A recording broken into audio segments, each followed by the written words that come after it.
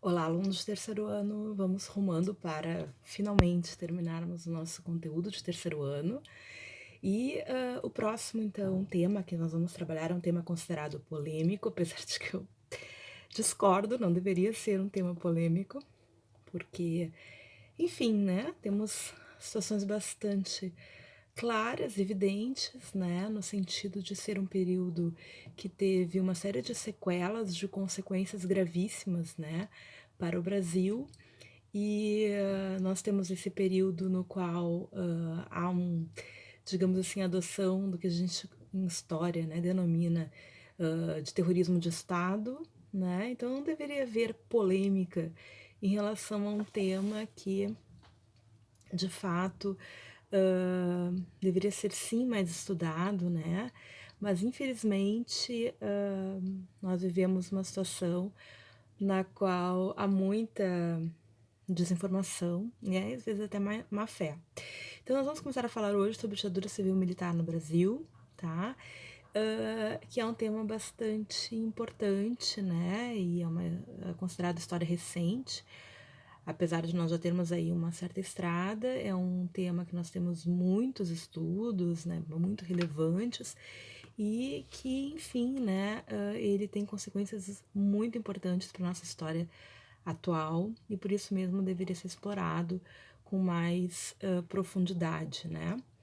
Bom, então basicamente, né, nós trabalhamos todo o período chamado período entre ditaduras, né, no Brasil, que finda, né, com o golpe, então, do dia 1º de abril, né, foi ali na madrugada, entre, né, 31 de março, 1º de abril, né, mas digamos que se efetivou de fato, né, as coisas foram desencadeadas com mais velocidade, digamos, no dia 1º de abril, né.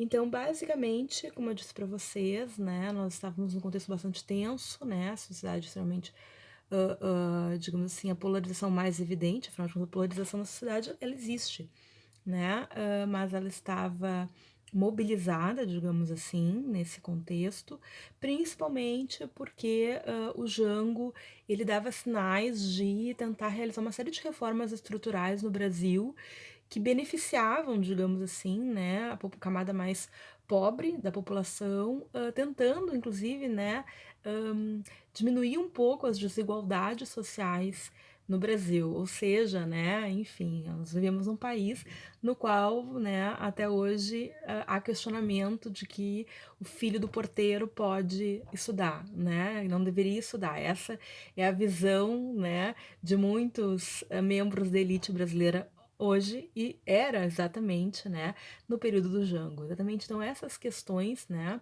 e como eu disse, a partir da manipulação de uma série de discursos, né, que geralmente tem ressonância devido ao grande bombardeio, né, no imaginário sobre essas temáticas, ela acabou sendo efetiva, né? Além de, claro, como eu disse para vocês, havia uma série de interesses econômicos, né, ligados. Então essas elites não queriam, né, de maneira alguma, perder, né, qualquer tipo de privilégio que havia, não queriam que essa desigualdade, né, fosse, enfim, né,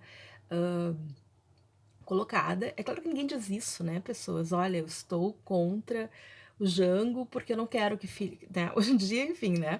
Mas naquele período a ideia não era falar assim claramente, né? Ah, eu não quero que, né? Enfim, eles não vão dizer isso, né? Eles vão mobilizar o quê? Ah, porque comunismo, ah, porque não sei o quê. Enfim, o velho do saco eterno, né? Desses grupos da elite brasileira, certo?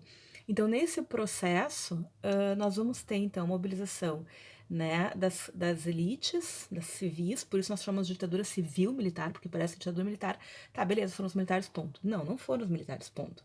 Foram 21 anos de ditadura que só se sustentou porque tinha apoio do grande empresariado, da alta elite brasileira, tá? E também apoio externo, no caso dos Estados Unidos. Então,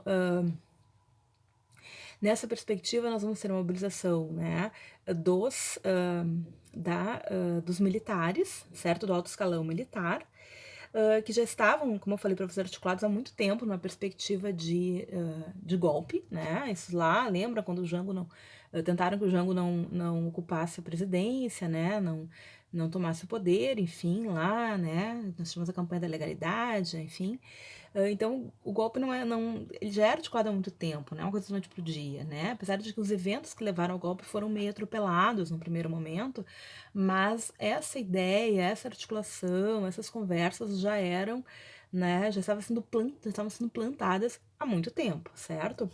Bom, então, basicamente, no dia 31 de março, alguns grupos apoiados por civis, principalmente governadores, golpistas também, né, como Carlos Lacerda, como Magalhães Pinto, enfim, né, Adhemar de Barros também, né, enfim, todos esses governadores de regiões estratégicas, né, como Minas Gerais, São Paulo, a Guanabara, né, porque naquele período não era Rio de Janeiro, era Guanabara separado.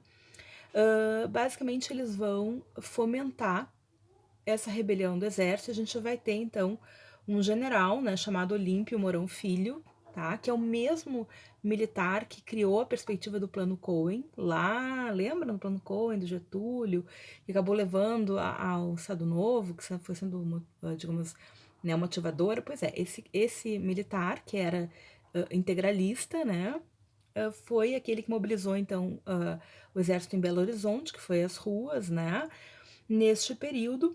E nessa perspectiva foi tudo muito rápido, assim, foi meio um castelo de cartas. Então tem muita gente que trabalha, que estuda essa questão, tá? Tem um autor, que é o Jorge Ferreira, que fez uma biografia sobre o Jango, que estuda muito, né, essa perspectiva, e outros que interpretam, né, que essa velocidade foi por uma série de desencontros, digamos assim, erros de comunicação, muitos erros de avaliação, né? O Jango, ele tinha uma preocupação muito grande de que as coisas desandassem para uma guerra civil, e ele não queria, né, que a população, que houvesse um sacrifício, digamos assim, da população. Ele acabou então, né, se exilando. A gente vai ter também, né, nessa conjuntura, né, o legislativo, enfim, pactuando, né, com esse golpe, porque rapidamente colocou então a presidência como vaga, sendo que o Jango ainda nesse momento ainda estava no Brasil, depois que ele vai se exilar no Uruguai. Então são eventos assim muito rápidos, que acabam surpreendendo inclusive alguns grupos do exército, né? Porque esse Olímpio Mourão Filho foi meio assim, né, ala louca. Enfim, tem uma série de estudos sobre isso, né? Então, livros, né? Tem um livro famoso, que é um conjunto de 4 volumes do Hélio Gaspari também, que é bem conhecido. Então, eu acho que é bem interessante, talvez vocês quiserem buscar, vou ver se eu acho algum material de apoio, digamos assim, né, para deixar para vocês.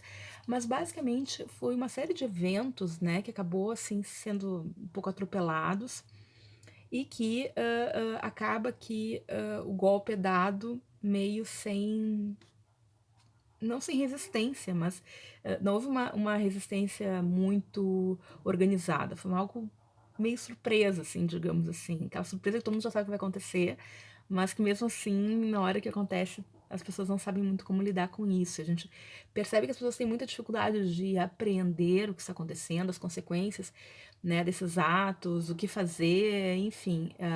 São eventos que acabam sendo difíceis de tu ter uma resposta com a rapidez necessária. Bom, o fato é que, além disso, claro, havia a perspectiva de um apoio chamado Operação Brother Sun, estava pronta para caso houvesse essa resistência, né? Então, os Estados Unidos tinha esse planejamento, como ele faz com todas as repúblicas, chamadas Repúblicas das Bananas, né? Na visão deles, eles já estavam organizados para invadir, então, né, o Brasil, né? Já havia uma força-tarefa naval, já havia helicópteros, porta-aviões, prontos para entrar, bombardear, enfim, dar o apoio militar ao golpe, então, né, que já estava sendo articulado desde lá do embaixador, né, o Lincoln Gordon, que foi um articulador, né, e foi um cara que fez toda essa tornou, digamos assim, toda essa demonização, né, levou para os Estados Unidos uma demonização do governo João Goulart, e que na verdade, né, assim, o Jango era um latifundiário, né, muito longe de ser um comunista. Mas ele era um nacionalista muito vinculado às ideias do Vargas, né? E a ideia dele realmente era proporcionar uma mudança estrutural no Brasil que diminuísse as desigualdades, e diminuindo essas desigualdades permitia um crescimento, uma soberania mais adequada ao Brasil. Isso foi completamente abortado agora então, com o golpe civil-militar de 64, certo? Então, não foi necessário a Operação Brother Sun, mas ela estava basicamente ali, né? E aí uma série, então, como eu falei para vocês, de desencadeamentos vão se colocar nesse processo, certo? Tudo bem até aqui? Beleza, então, né, nós estamos no capítulo 10 do livro de vocês, capítulo 10, ai, deixa eu ver se é o 10 ou se é o 11, que eu não me lembro. Não, é o capítulo 10, tá, pessoas? Então, capítulo 10, estamos lá na página 197, 198 e vamos dar continuidade nos próximos vídeos, certo? Então tá, beijos, até a próxima.